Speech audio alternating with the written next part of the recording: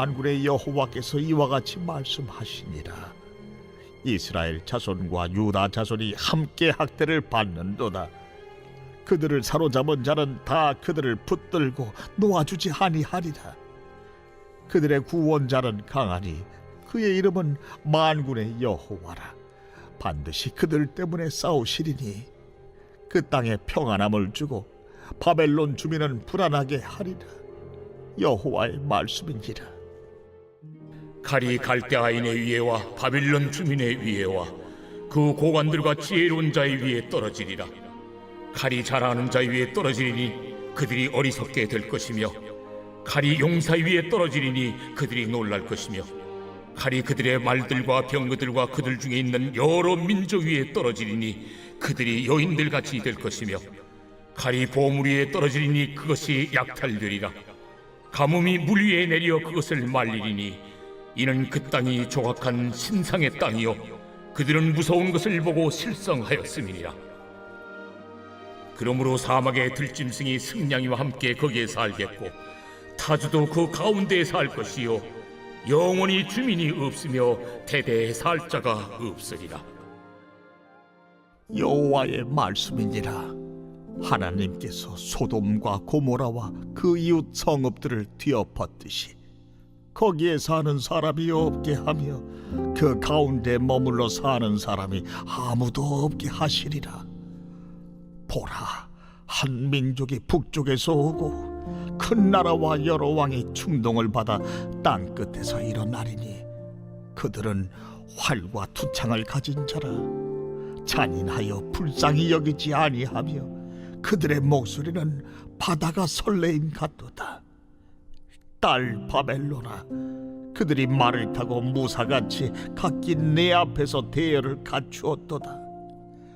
바벨론의 왕이 그 소문을 듣고 손이 약하여지며 고통에 사로잡혀 해산하는 여인처럼 진통하는도다. 보라, 사자가 요단의 깊은 숲에서 나타나듯이 그가 와서 견고한 조소를 칠 것이라. 내가 즉시 그들을 거기서 쫓아내고 택한 자를 내가 그 자리에 세우리니 나와 같은 자는 누구며 출두하라고 나에게 명령할 자는 누구며 내 앞에 설 목자가 누구냐. 그런즉 바벨론에 대한 여호와의 계획과 갈대아 사람의 땅에 대하여 품은 여호와의 생각을 들으라. 양떼의 어린 것들을 그들이 반드시 끌어가고 그들의 초장을 황폐하게 하리니 바벨론이 약탈당하는 소리에 땅이 진동하며 그 부르짖음이 나라들 가운데 들리리라 하시도다.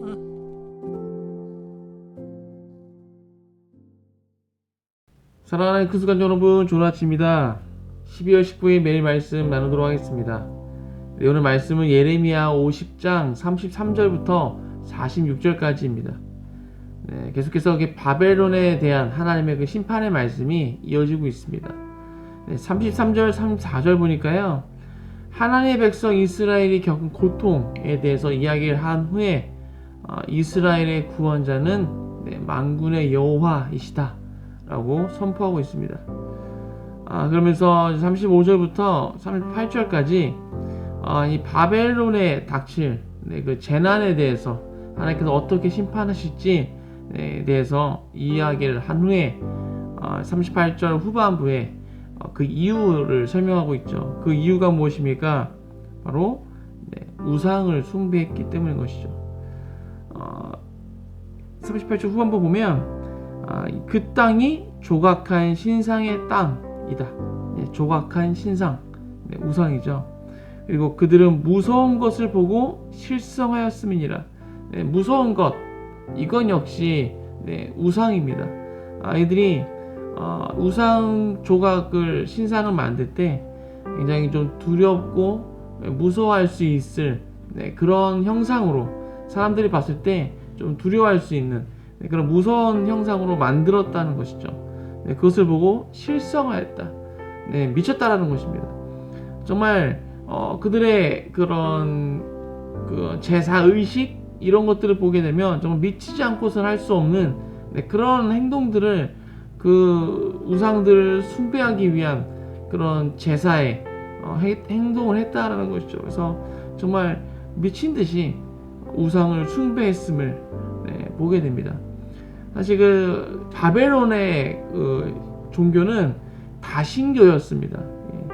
진짜 모든 것에 신이 있는 것이죠. 그래서 살아있는 것뿐만 아니라 생명이 없는 것까지도 그곳에 정말 신이 있다라고 그들이 믿고 그것을 형상으로 만들어서 숭배했다는 것입니다.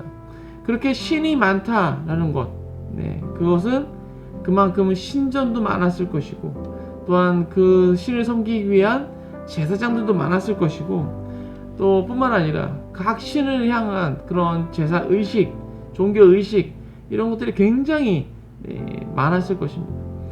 그렇게 정말 많은 신을 섬기는 수백 개의 그런 많은 신상, 그리고 의식, 또 신전, 그런 것들이 바벨론 가운데 정말 많이 있었다라는 것입니다. 그러한 이유로 인해서 그들 가운데 재난이 임하는 것이다 라고 이야기해주고 있습니다. 그리고 39절 40절을 보면 그 우상숭배의 죄에 대한 결과, 하나님의 심판의 모습, 심판 이후에 어떠한 모습이 되어질지에 대해서 이야기하죠. 그래서 소돔과 고모라와 그 이웃 성읍들처럼 하나님께서 그 소돔과 고모라를 뒤엎었던 것처럼 바벨론도 그렇게 엎어버릴 것이다. 그래서 그곳에 사람이 없게 될 것이다. 사람이 아무도, 몸으로 사는 사람들이 아무도 없게 할 것이다 라고 말씀하십니다. 그리고 41절부터 42절 적군에 대한 묘사가 나오고 있습니다. 적군, 그러니까 바벨론의 적군이죠. 바로 바사 군대에 대해서 설명하고 있습니다. 그래서 또 한민족이 북쪽에서 온다. 어제 말씀드렸죠. 북쪽에서 온다라는 것은 대적이 오는 것을 말하는 것이죠. 큰 나라와 여러 왕이 충동을 받아서 땅끝에서 일어날 것이다. 그리고 활과 투창을 가진 자며 잔인하고 또 불쌍히 여기지 않는 그런 자들이다 라고 해서 그들의 목소리가 바다가 설레임 같다. 바다가 설레인다. 큰 파도를 의미하는 것이죠. 그렇게 몰려올 것이다 라고 이야기합니다. 말을 타고 무사 같은 자들이 몰려올 것이다 설명합니다. 그래서 이에 대한 반응, 바벨론의 반응이 43절에 나오는데요. 그 소문을 듣고 손이 약하여진다. 손은 그들의 힘을 이야기하는 것인데, 손이 약해진다, 힘이 약해진다는 것이죠. 또 고통에 사로잡혀서 마치 해산하는 여인처럼 진통하게 될 것이다. 정말 그 고통이 얼마나 극심한지 해산하는 여인의 진통과 같은 그런 고통을 겪게 될 것이다 라는 것입니다. 또 44절에 또 적군에 대한 묘사가 또 나옵니다.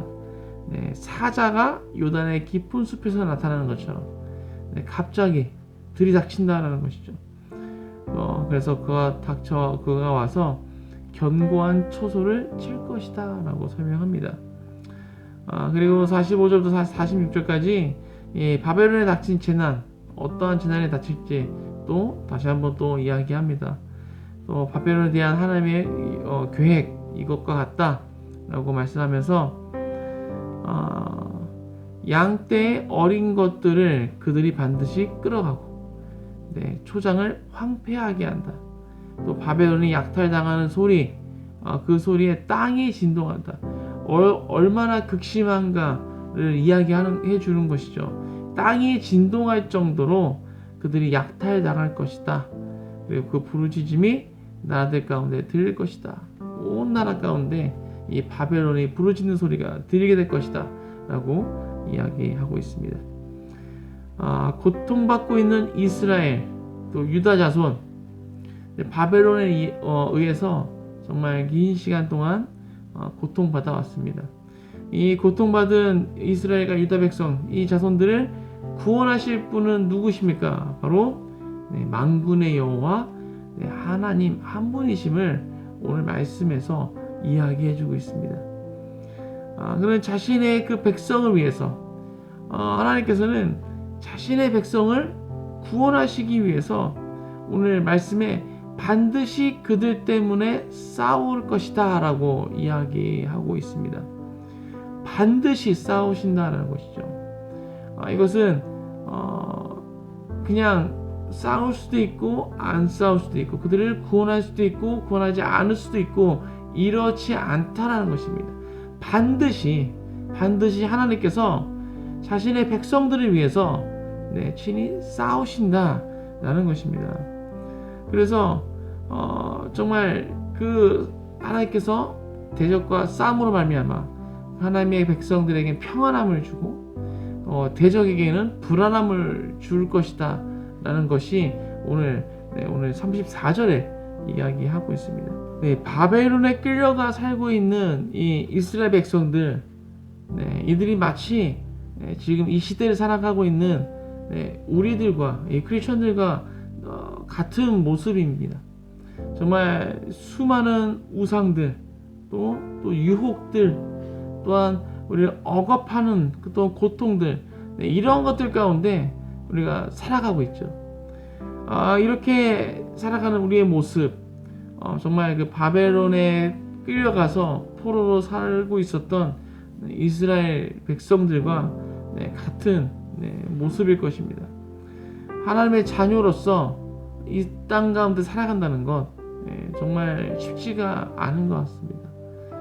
정말 하면 안 되는 것들도 정말 하나님의 자녀로서 정말 편하게 쉽게 그 길을 갈 수도 있지만 너무 이 세상의 그런 논리 또한 하나님의 그런 계명과 하나님의 말씀과 반대되는 길이기에 그걸 갈 수 없는 힘들지만 돌아가야 되고 정말 어렵지만 그 선택하지 못하고 다른 길을 선택해야 되는 그러한 삶 정말 좀 쉽지는 않습니다. 하지만 우리가 정말 낙망하지 말아야 될 것은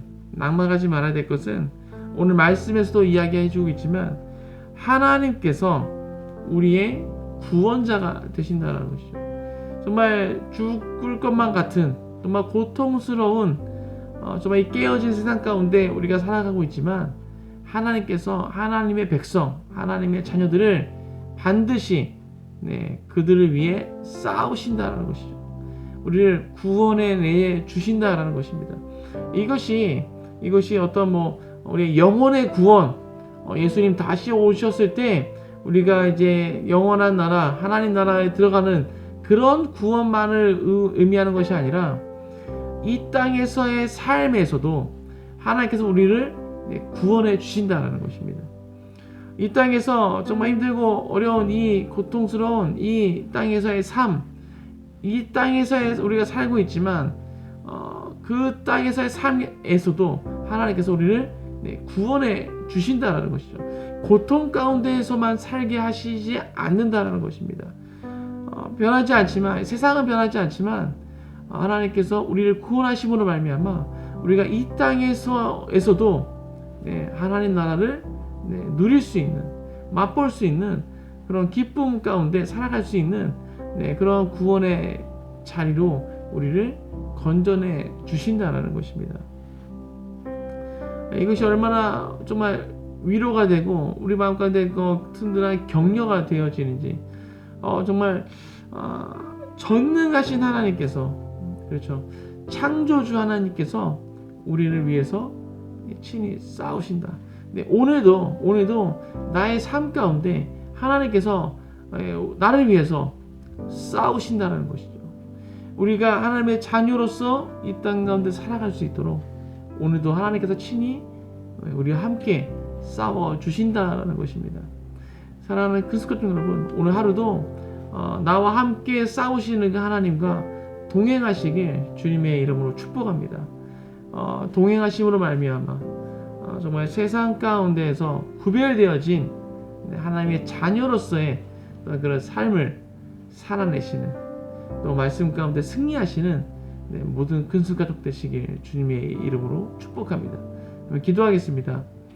하나님 감사합니다. 주님, 오늘 계속해서 바벨론을 향한 하나님의 심판의 말씀을 함께 나눴습니다. 하나님께서는 바벨론 가운데 억압당하고 고통받았던 이스라엘과 유다의 그 자손들, 그들을 위해서, 하나님의 백성을 위해서 하나님께서 반드시 친히 싸우신다라고 말씀하셨습니다. 우리 또한 지금 이 시대를 살고 있는 우리를 위해서도 하나님께서 싸우시는 줄 믿습니다. 우리를 구원하시기 위해서, 이 죄된 세상 가운데서 우리를 구원하시기 위해서 오늘도 싸우실 것인데, 오늘 하루 그 주님과 함께 동행할 수 있도록 인도해 주시옵소서. 그 나를 위해서 싸우시는 그 하나님과 함께 걸어갈 수 있도록, 그래서 오늘도 하나님의 자녀로서 승리하며 나갈 수 있도록 주님 함께 할 줄 믿습니다. 감사합니다. 이 모든 말씀 예수 그리스도의 이름으로 기도했습니다. 아멘.